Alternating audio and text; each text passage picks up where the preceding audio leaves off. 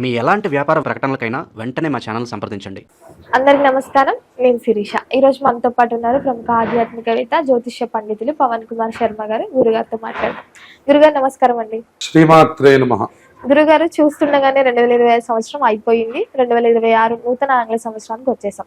So ప్రతి ఒక్కరికి ఉండేదే మా రాశి పట్ల ఎలా ఉంది, ఎలాంటి జాగ్రత్తలు తీసుకోవాలి, ఏదైనా కెరియర్ డెవలప్మెంట్స్ ఉన్నాయని సరే. సో ముఖ్యంగా చూసుకుంటే ఈ కన్యా రాశి వారికి ఈ నూతన సంవత్సరం నుంచి ఎలా ఉండబోతుందంటారు, ఎలాంటి జాగ్రత్తలు తీసుకోవాలంటారండి? శ్రీ మహాగణాధిపతయే నమః. కన్యారాశి వారికి ఈ సంవత్సరం అంతా కూడా అనుకూలమైనటువంటి వాతావరణం కనపడుతున్నది. ఏ స్థానంలో ఉన్నటువంటి కేతువు చక్కటి వైరాగ్యాన్ని, చక్కటి జ్ఞానాన్ని అనుగ్రహం చేస్తూ ఉంటాడు.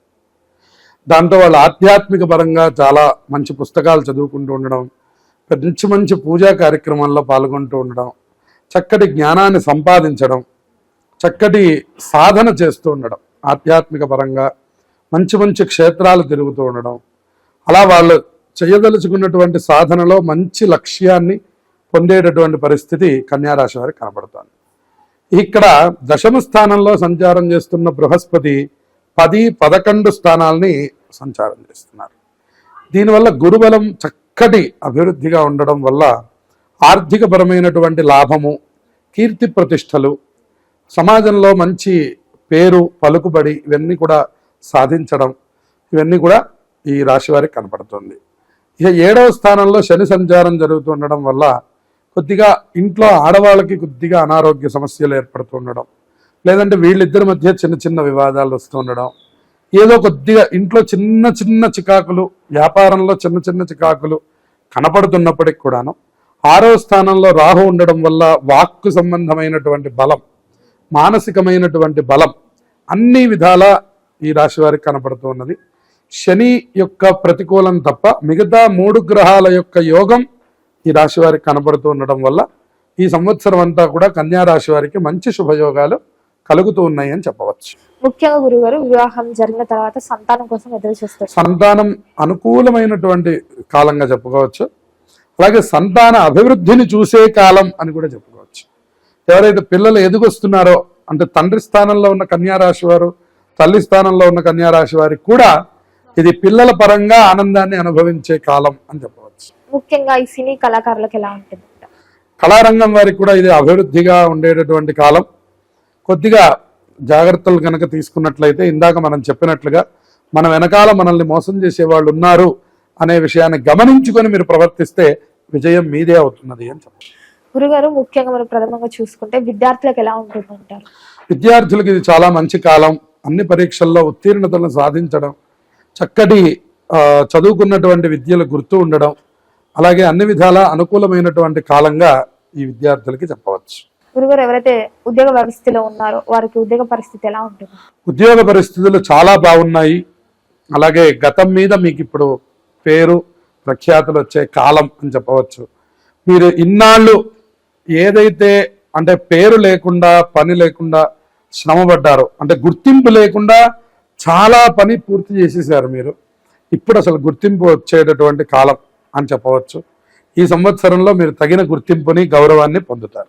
గురుగారు, ముఖ్యంగా ఎవరైతే వివాహ ప్రయత్నాలు చేస్తున్నారో వివాహం జరగాలని, సో వారికి వివాహ యోగం ఉందంటే? వివాహ యోగం పరిపూర్ణంగా కనపడుతూ ఉన్నది.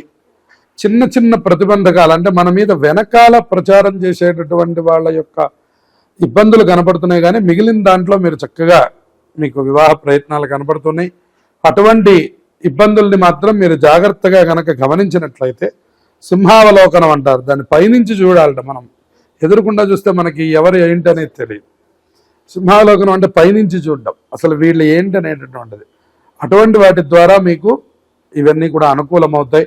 వివాహ కాలం చక్కగా ఉన్నది. ఎవరెవరికి వివాహాలు కావాలో వాళ్ళకి ఇది వివాహం జరిగే సమయము, అనుకూలము రెండు కనబడుతుంది. ఈ రాజకీయ రంగంలో ఉన్న వారికి, రాజకీయ రంగం వారికి మంచి కీర్తి ప్రతిష్టలు రావడం, మీరు చేసే పనులను సమాజం గుర్తించి మీకు తగిన గౌరవాన్ని ఇస్తూ ఉండడం, అలాగే పదవుల్లో కూడా కొద్దిగా అభివృద్ధిని సాధించడం, ఆర్థిక పరంగా ఇప్పటి వరకు మీకు ఏమీ రూపాయి రాకపోయినా ఈ సంవత్సరంలో కొద్దిగా ఆకస్మిక ధనలాభం రాజకీయ నాయకులకి కనపడుతుంది. గురుగారు, వాహన యోగం గురించి మాట్లాడుతున్నాం కాబట్టి వీరు ముఖ్యంగా ఈ కన్యా రాశి వారు ఈ సంవత్సరంలో దూర ప్రయాణాలు చేయొచ్చు అంటారా? ఒకవేళ చేస్తే ఎలాంటి జాగ్రత్తలు పాటించాలి? ఆరోగ్యపరంగా చూసుకోవాల్సినటువంటి అవసరం ఉంది. శరీరం అంత అనుకూలంగా తక్కువగా ఉంటుంది.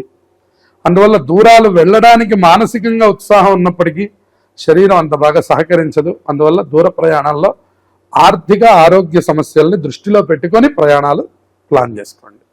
ఆరోగ్యపరంగా ఎలా ఉంటుందంటారు? ఎలాంటి జాగ్రత్తలు తీసుకోవచ్చు? ఆరోగ్యపరంగా మాత్రం కొద్దిగా శని ప్రభావం కనపడుతూ ఉన్నది.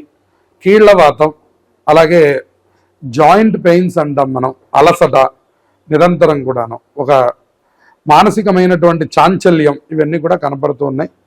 శని భగవానుడిని స్తోత్రం చేస్తూ ఉండండి. అలాగే కాలభైరవ అష్టకం చదువుకుంటూ ఉండండి. సమస్త శుభాలు కలుగుతాయి. ఆరోగ్యం ఆర్థిక పరంగా ఎలా ఉంటుందంటారు? మరి ఆర్థిక పరంగా వీళ్ళకి ఆకస్మిక ధనలాభాలు, చక్కటి ఆర్థిక అనుకూలం, అన్ని విధాలా చాలా బాగుంది. విదేశీ యోగం ఉందంటారా ఈ రాశి వారికి? విదేశీ యోగం అనుకూలమైనటువంటి వాతావరణంలోనే ఉంది ప్రస్తుతానికి. మీరు నవంబర్ లోపుగా గనక అక్కడికి చేరినట్లయితే మీకు మిగిలిన సమస్యలు ఉండవు. కాబట్టి తప్పకుండా ప్రయత్నం చేయండి. తప్పకుండా శుభ ఫలితాలు వస్తాయి. ముఖ్యంగా గురుగారు, ఈ గృహ యోగం, వాహన యోగం ఉందంటారా కన్యా రాశి వారికి? గృహయోగం చక్కగా సూచిస్తున్నది. వాహన యోగం పట్ల వీళ్ళు మరింత జాగ్రత్తలు తీసుకోవాలి. వాహనం నడిపేటప్పుడు జాగ్రత్తలు తీసుకోవాలి. వాహన యోగం పట్ల కూడా కొన్ని జాగ్రత్తలు తీసుకోవాలి.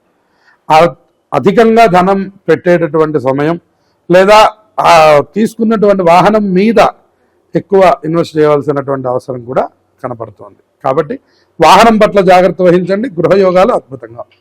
గురుగారు, మొత్తం మీద గత ఏడాది ఎవరైతే కోర్టు కేసులని, కుటుంబంలో కలహాలని బాధపడుతూ ఉంటారు, సో ఈ సంవత్సరం వీళ్ళకి ఏమైనా ఉపశమనం కలిగే ఛాన్సెస్? పరిపూర్ణంగా ఉపశమనం కలుగుతుంది. ఎవరైతే విజయం కోసం అంటే మంచి తీర్పు కోసం ఎదురు చూస్తున్నారో వాళ్ళకి జూన్ తర్వాత మంచి శుభయోగాలు కనపడుతున్నాయి. వాళ్ళకి అనుకూలమైన కాలం కనపడుతూ ఉన్నది. శని వక్రంలో ఉన్నటువంటి 2.5 నెలలు మాత్రం ప్రతికూలం. మిగిలినటువంటి కాలం అంతా కూడా వీళ్ళకి సమస్త శుభయోగాలు కలగడానికి అవకాశం ఉంది అని చెప్పవచ్చు. ముఖ్యంగా గురుగారు, కొత్త సంవత్సరం వస్తుందంటే చాలు ఏదైనా కొత్తగా బిజినెస్ స్టార్ట్ చేద్దాం, కొత్తగా తొలిసారిగా స్టేజ్ అని చెప్పి, సో ముఖ్యంగా ఇలా చూసుకుంటే ఈ కన్యా రాశి వారు ఏదైనా బిజినెస్ స్టార్ట్ చేయొచ్చు అంటారా? వ్యాపారంలో కొన్ని చిక్కులు ఏర్పడేటటువంటి అవకాశాలు ఉన్నాయి. సహజంగా కన్యా రాశి వాళ్ళు వ్యాపారస్తులు అయినప్పటికీ కూడా, ఎందుకంటే వ్యాపార రంగంలో వీళ్ళకు ఉండేటటువంటి దృష్టికోణం చాలా గొప్పదిగా ఉంటుంది. కాబట్టి వీళ్ళు ఏదైనా వ్యాపారం ఇప్పటికే ప్రారంభించి ఉంటే కొనసాగించండి, కానీ కొత్త దాని కోసం జూన్ తర్వాత ప్రయత్నం చేస్తే శుభ ఫలితాలు ఉంటాయి. ముఖ్యంగా చూసుకుంటే మరి రైతులకు ఎలా ఉంటుంది అంటారు? రైతులకి కొద్దిగా తక్కువ ఫలితాలు ఉన్నాయి, కానీ ఆర్థిక పరంగా లాభాలు చాలా బాగున్నాయి. అంటే శారీరక శ్రమ ఎక్కువ చేయవలసినటువంటి కాలం కనపడుతుంది. సహజంగా పడే శ్రమ కంటే కొద్దిగా ఎక్కువ శ్రమ పడితే కొద్దిగా లాభాన్ని పొందగలుగుతారని చెప్పుకోవచ్చు. గురుగారు, మొత్తం మీద మరి ఇయర్ అంతా ఇంకా అనుకూలంగా ఉండాలంటే ఎలాంటి పరిహారాలు చేయొచ్చు అంటారు? ఏ దైవాన్ని పూజించమంటారంటే? కాలభైరవ అష్టకాన్ని నిరంతరంగా చదువుకుంటూ ఉండండి. దృష్టి దోషాలు, సమస్త దోషములు కూడా నివారణ కలుగుతాయి. గురుగారు, మొత్తం మీద కన్యా రాశి వారికి 2026 సంవత్సరం ఎలా ఉంటుంది, ఎలాంటి జాగ్రత్తలు తీసుకోవాలో తెలియజేసినందుకు ధన్యవాదాలండి. శుభమస్తు.